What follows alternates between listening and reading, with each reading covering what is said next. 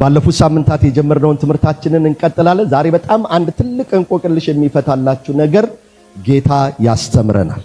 እግዚአብሔር ስሙ ይባረክ። ለምንድን ነው እኛ የማይሳካልን? መጽሐፍ ቅዱስ ኢያሱን አንስተናል። በእድሜ ዘመን ሁሉ ማንም ምን አያደርግህም? አይቋቋምህም። እስቲ ማንም በሉ አይቋቋመኝም። ችግር አይገጥመኝም አላለም እግዚአብሔር። ችግሩን ግን ምን አድርጓለሁ? አሸንፏል። አንዳንዴ ግን ተሸንፈን እናውቃለን። ለምን ተሸነፈን? የ40 ቀን እድላችን የ80 ቀን እድል ሆኖ ነው? በፍጹም አይደለም። በፍጹም እድል የሚባል ነገር በእግዚአብሔር መንግስት ውስጥ የለም። በእግዚአብሔር መንግስት ውስጥ ያለው እግዚአብሔርና መንግስቱ ብቻ ነው። ስሙ ብሩክ ይሁን። በእግዚአብሔር መንግስት ውስጥ ብርሃን ብቻ ነው ያለው፣ ህይወት ብቻ ነው ያለው፣ ድል ብቻ ነው ያለው፣ ሽንፈት የለም። when ሽንፈተኛ ጋር ሲመጣ it's not the cause is not God እግዚአብሔር አይደለም ምክንያቱ somewhere ላይ እኛ ጋር ምን አለ? አንድ ሚስ ያደረግነው ያበላሸነው ወይም የሳትነው ያላጠበቅነው ብሎን ይኖርናል። አንዳንድ ጊዜ አሜሪካ ውስጥ በጣም አደንቃለሁ ደግሞ ማልችለው ነገር ቢኖር ማኑዋል ማንበብ ነው። ስላላደኩኝ ማለት ነው። እኔ ሞክረ ነው የምትገጥመው። ገጥሟችኋል? እናንተ ታውቁ ይሆን አላውቅም። ምንም ነገር ስትገዙ ማኑዋል አለው አይደል? እና አንዳንድ ጊዜ ወይ 2 ብሎን ወይ 3 ብሎን እስትና እንደገና ዘጭ ይላል። ስለዚህ ይህንን ስራ ለኮማንደር ኢንቺፍና ለረዳታቸው ለአቶ ክቡር ሰጥቻለሁ። እነሱ ናቸው የሚገጣጥሙ እኛ ቤት ውስጥ። እኔ አሁን ይሄን ነገር አልነካም። እነሱ ማንበብ ትግስቱ አላቸው። ክቡር በተለይ በጣም በቀደም እንዴት ነው እንደዚህ የቻልከው ስለው ድሮ የተጫወቱት ጌም የገዛህልኝ ትዝ ይላል አለ።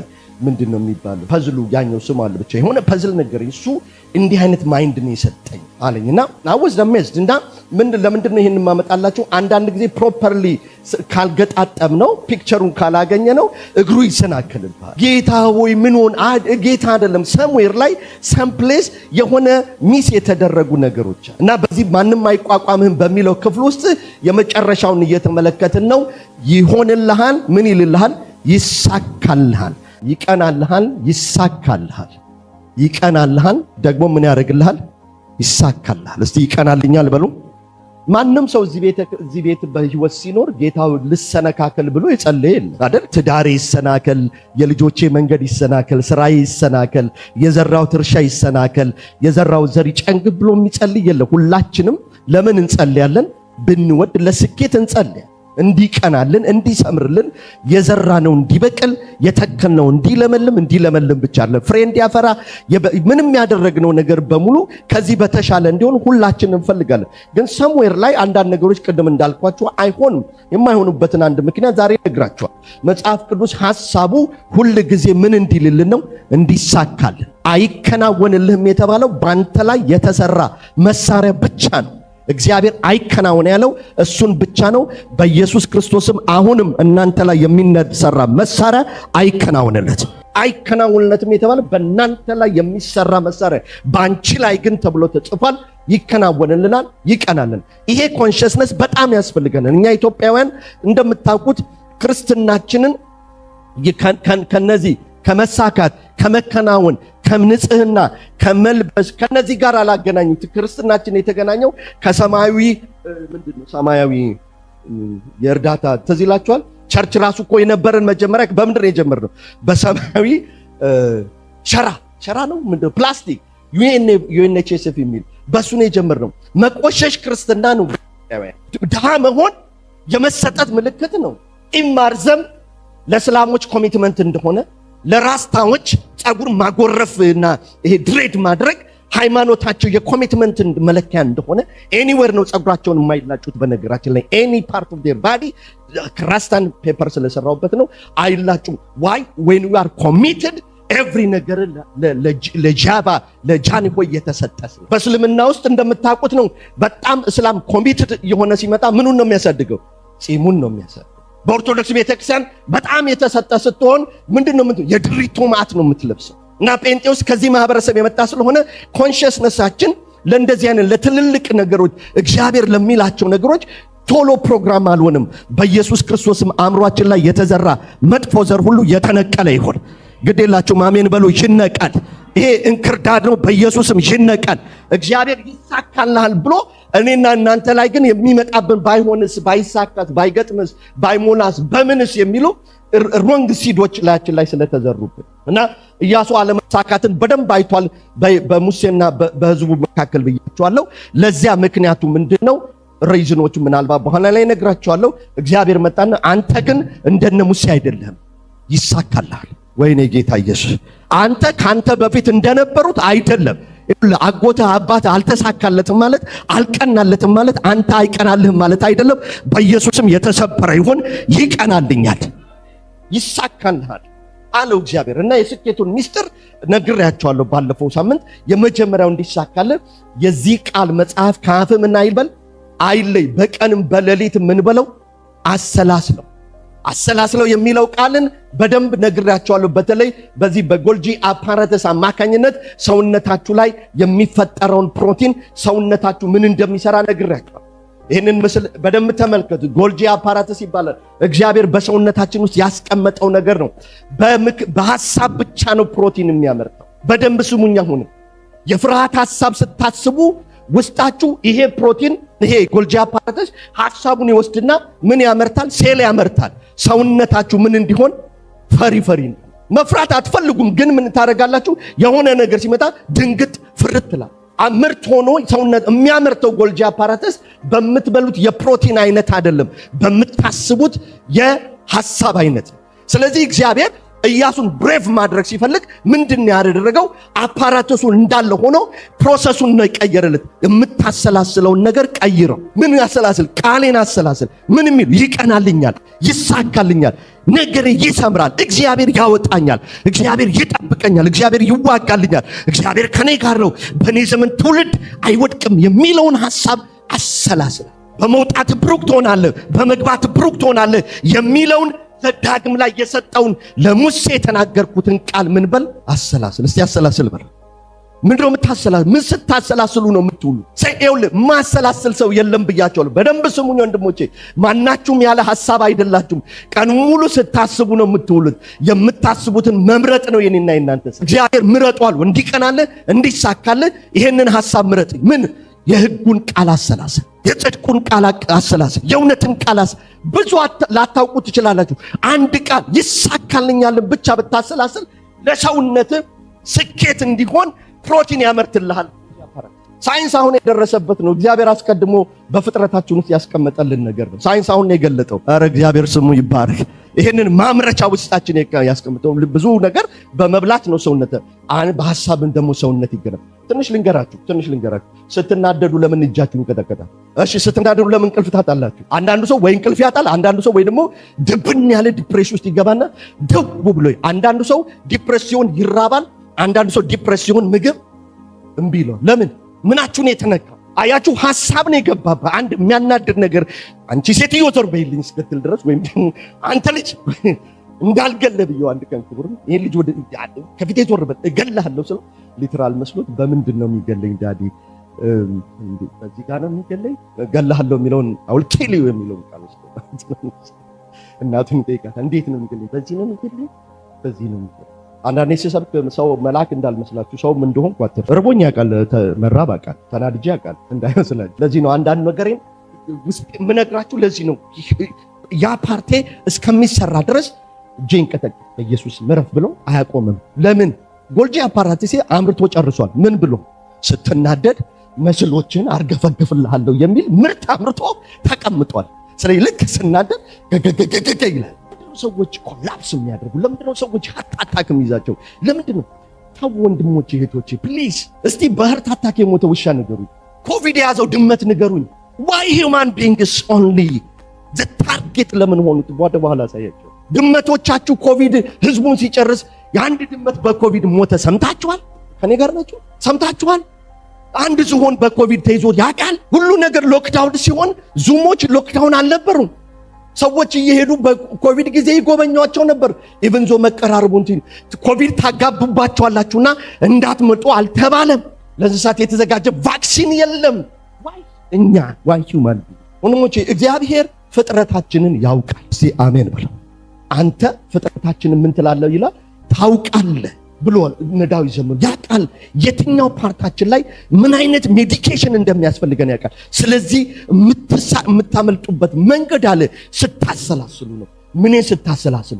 ቃሌን አስባለሁ። ቁጭ ብዬ ምን አደርጋለሁ? አስባለሁ። የማንን ቃል? የእግዚአብሔር ቃል። ሁለተኛው እንዲሳካልን እንዲቀናልህ አለ።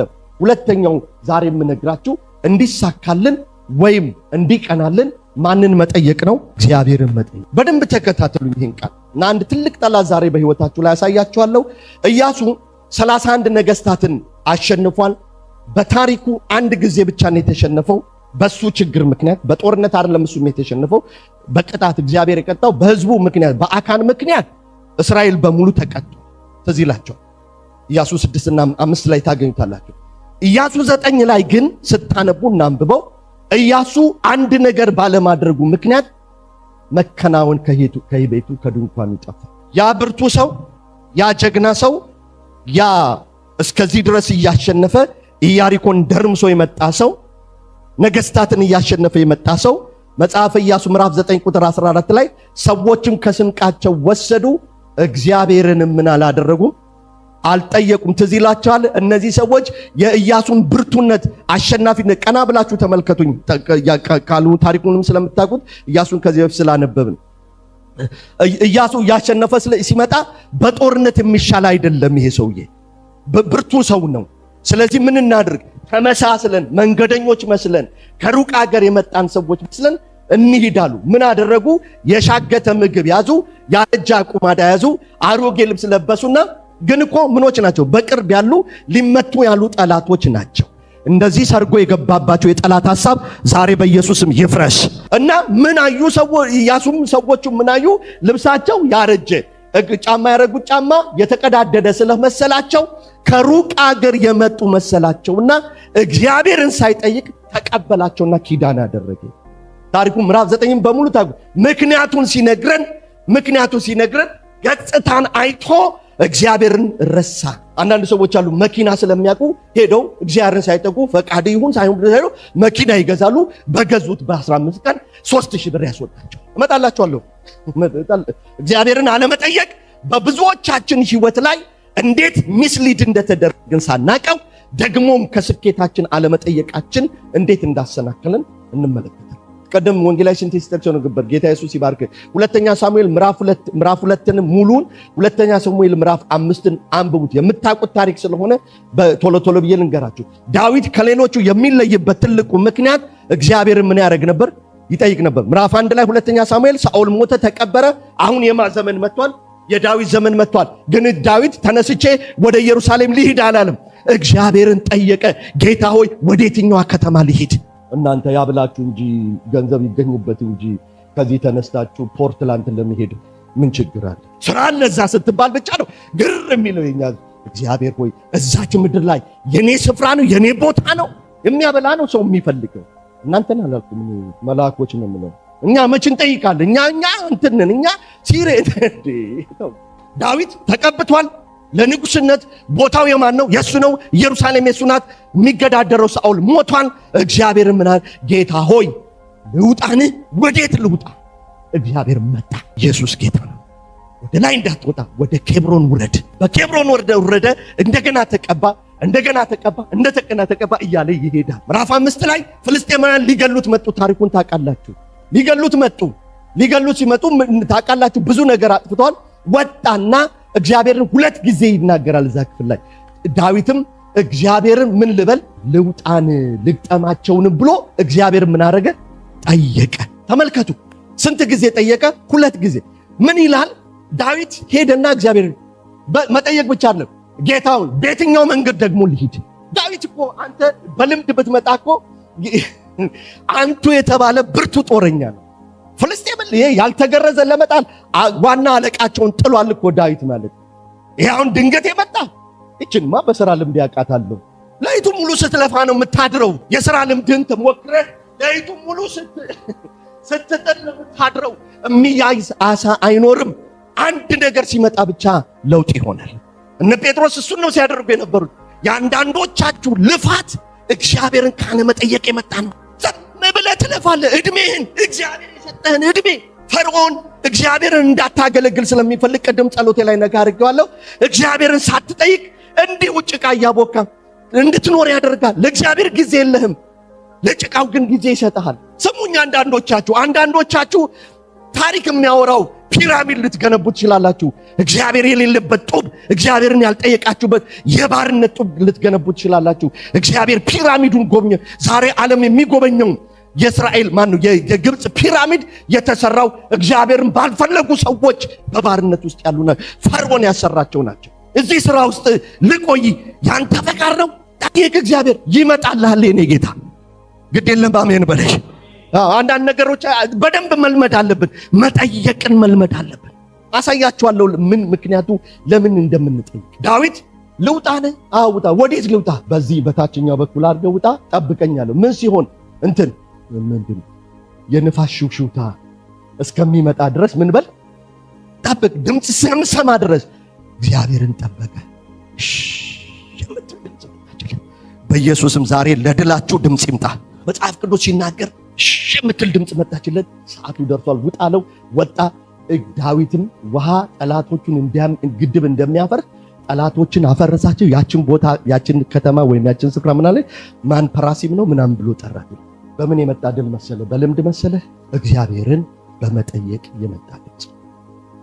ለምንድን ነው እግዚአብሔርን የምንጠይቀው የሚፈልገው? ይህ ዝም ብሎ ተቆጣጣሪ እንደሱ ሁይሲ ሳልጠይቀው እኔ ህይወት ሰጥቶኛል እኔ ጋር ናቸው። ለምንድነው መጠየቅ? ጠይቁ የሚለው እግዚአብሔር ብዙ ሪዝን ልሰጣችሁ ይችላል። ለዛሬ ግን መንፈስ ቅዱስ እንድነግራችሁ አንድ ነገር ነው የነገር። እንድትጠይቁ የተፈለገበት ምክንያት የሚቀጥለው መልሽ አንድ ወደታችሁ ረጅም ወደታችሁ የኤርሚያስ ላይ እናውጣና ኤርሚያስ 10 ላይ ተመልከቱ። እረኞች ምኖች አልኩኝ እረኞች ተንፈዋልና እግዚአብሔርንም አልጠየቁትምና ምን አላላቸው ማለት የቸርች መሪዎች ማለት ፓስተሮች ሁለት ነገር ተወቀሱ። የእስራኤል እረኞች ምን ስንፍናቸው ምንድነው? እግዚአብሔር ምን አላሉትም፣ አልጠየቁም። ስለዚህ ምን ሆነ? አልተከናወነላቸውም። መንጎቻቸውም ሁሉ ምን ተብለዋል? ተበትም። እግዚአብሔር እሱን በመጠየቅ መንፈስ ይሙላቸው። እረኞች፣ የእግዚአብሔር ቃል አዋቂዎች፣ አስተማሪዎች፣ እስራኤልን የሚጠብቁ መሳፍንቶች ጠብቁ ተብለው አሰማሩ ተብለው አገልግሉ ተብለው ግን ማንን አልጠየቁም? እግዚአብሔርን አልጠየቁም። ስንፍናቸው እሱ ነው። ጌታ ኢየሱስ ክርስቶስ በጣም የሚገርመው ነገር ሰው ለመምረጥ እንኳን ሳይቀር እግዚአብሔርን ሲጠይቅ ያድር ነበረ። እግዚአብሔር በዚህ መንፈስ ይባርካቸው። ማንን ልምረጥ? ማንን ላስገባ? በትንቢት ቃል የተጻፈው እንኳን ይሁዳ ሳይቀር ሚስ እንዳይደረግ ስለ ይሁዳ አስቀድሞ ስለተነገረ 12 ምርጥ አይደለም የጌታ የሰበሰበው 11 ፕላስ አንድ ከሃዲ ሰበሰበ። ሲሰበስብ በአጋጣሚ የመጣ አይደለም፣ እግዚአብሔርን በመጠየቅ የመጣ ነው። ለምነኝ ርስትህን አሕዛብን ለርስት እሰጣለሁ ያለ ጌታ። እስራኤሎች አልተከናወነላቸውም። ለምን? እግዚአብሔር ምን አላደረጉም? ለምን እንደሆነ ልንገራችሁ። እግዚአብሔር እንድትጠይቁት የሚፈልግ የማያቋርጥ ባለጋራ ስላለባችሁ። ደግሞዋለሁ። ምን ስላለባችሁ? ባለጋራ። እስቲ ባለጋራ በሉ። ኧረ ጌታ ምን ስላለባችሁ ነው? ይኸው ሲያይህ የሚደብረው አንድ ጠላት አለ። አይሁድ ሲያይህ አንድም ቀን ማስቦና በገደልኩት የሚል ጠላት አለ። ሲያይሽ እንደው ጦቷን በካንሰር በመታወት የሚል ባለጋራ አለ። ባለጋራ ማለት ያንተን ሁለንተናዊ ደህንነት የማይፈልግ ቋሚ ጠላት ነው። ያይና እንደው አማርኛ እንደሐረብ እንዳልናገር እና አይደለም ባለጋራችሁ ምን ዲያብሎስ እጅ ደና መሆኑን አይነ እንዴ ዝም ብሎ በዚህ እጁ እየሰራ ነው እንዴ? እጁን ልምታዊልና ትከሻን ይወጋሃል። ባለጋራህን ካልተቋቋምከው ባለጋራ ፓራላይዝ ያደርጋል። ንቁ ሰሞኑን ደስ ብሎታል። ደስ ሲል ስለማይወድ የሆነ ነገር ይፈልጋል ልነጀሰው ብሎ ማለት ነው። ተጠራርቶ ይመጣና ይረብሻል። ሰላምህን የማይወድ ባለጋራ መንገድ እየቀናለ ሲሄድ የማይፈልግ ባለጋራ አለብህ። እኔ ጋር ናችሁ። አይናችሁ ፍጥጥ ብሏል። እግዚአብሔር ይመስገን። አፋችሁ አሜን ቢል ደግሞ በሱ በጣም ጥሩ ነው። ምን ስላለብን እስቲ ራእይ ምዕራፍ 12 እናውጣ። እናንተ እንደ ቀልድ የምታዩት ይሄ ባለጋራችሁ እንዴት እናንተ ላይ በታላቅ ቁጣ እንደወጣ የጌታ ቃል ይናገራል። ዛሬ እንበቀላለን። ባለጋራችሁ ማን ተብሎ ተጽፏል? ዲያብሎስ። እሱ ሁሉ ጊዜ የእናንተ ሰላም ደስ አይለው፣ ቤታችሁ ሲረጋጋ ደስ አይለው፣ ልጆቻችሁ ሲቀኑ ደስ አይለው፣ መንገድ ሲቀናላችሁ ደስ አይለው። በትዝብት ቆማያችሁም በቁጣ ወርዶባችኋል። እኔ አይደለሁም የምለው ምዕራፍ 12 ታውቁታላችሁ። ከቁጥር 7 ጀምሮ እናንብበው። ገጽ 228። ዛሬ ይሄንን ጠላት እንወድቅበታል። ግድ የለም አሜን በሉ። በሰማይ ሰልፍ ሆነ። አገኛችሁት? ምን ሆነ? እስቲ ሰልፍ በሉ። ግድ የላችሁም ሰልፍ በሉ። እስቲ ግድ የላችሁም ሰልፍ በሉ። እንትን ነው ይሄ ሲቪል ነው የተሰበሰበው እዚህ ሀገር። ሰልፍ በሉ እስቲ። ምንድነው የሆነው? ሰልፍ እንደ በመዝሙር አይደለም የጣሉት፣ በብድር የጣሉት በሰልፍ በውጊያ። ሰልፍ ማለት ውጊያ ማለት። በሰማይ ታላቅ ሰልፍ ሆነ። ሚካኤልና መላእክቱ ዘንዶውን ምን አሉ? ተዋጉ። እስቲ ተዋጉ በሉ። ዝም ብለው አይደለም ሄደው ምስሉ ይታያል። ሪልም ውስጥ ታላቅ ጦርነት ሆነ። ዘንዶ መላእክቱን ይዞ ዲመኖቹን ይዞ ምን ማድረግ ጀመረው? መዋጋት ጀመረ። አሁን እንደሌላ ጊዜ አብሮ ማምለክ የለበትም፣ አብሮ መሰንበት የለበትም። አክሰስ ዲናይን መደረግ አለበት። ኤንጅልስ አለ ሰራዊት መልአክ ምናምን ተነሱና እንዋጋው። ስፍራ እንዳይገኝለት። ከዛ በፊት ስፍራ ነበረው፣ ይገባ ይወጣ ነበር እንደምታውቁት ኢዮብ መጽሐፍ ላይ። አሁን ግን ማዳን ለጌታችን ስለሆነ አረ አሜን። ጌታችን ደሙን ስላፈሰሰ አለቅነትን፣ ስልጣናትን፣ ኃይላትን፣ ጌትነትን በመስቀል ጠርቆ ከመንገድ ስላስወገደ የጌታ ደም ከንቱ እንዳይሆን እኛ ዓለም ላይ ስፍራ አይገኝለትም ብለው ተዋጉ።